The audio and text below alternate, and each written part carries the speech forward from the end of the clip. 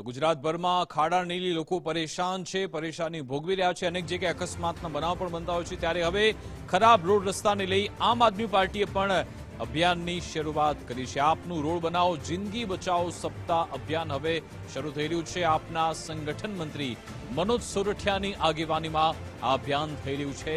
તમામ જિલ્લા, તાલુકા, નગરપાલિકા અને ગામડામાં આમ આદમી પાર્ટી અભિયાન ચલાવશે।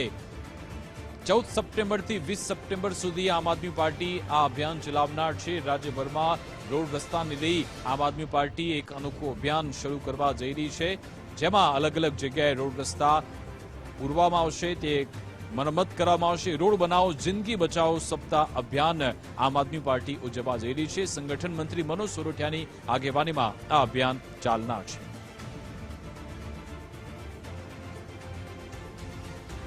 आज अंगे जानकारी आपसे संवाददाता राहुल त्रिवेदी फोनलाइन पर जोड़ाई गया है। जी राहुल।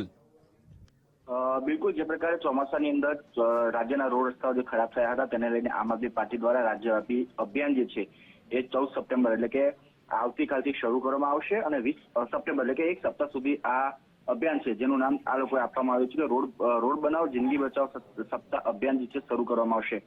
આની આગેવાની છે આમ આદમી પાર્ટીના સંગઠન મહામંત્રી જે છે મનોજ સોરઠિયા, તેમની આગેવાનીમાં ચલાવવામાં આવશે, જે ગુજરાતના તમામ જિલ્લાઓ, તાલુકા અને નગરપાલિકા અને ગામડાઓના વોર્ડ સુધી આ અભિયાન ચલાવવામાં આવશે। જો સરકાર દ્વારા આ રોડની સ્થિતિ સુધારવામાં નહીં આવે તો આગામી સમયમાં આમ આદમી પાર્ટી દ્વારા રાજ્યવ્યાપી જે આંદોલન છે તે આંદોલન જે છે શરૂ કરવામાં આવશે। જી બિલકુલ, આભાર તમામ જાણકારી આપવા બદલ।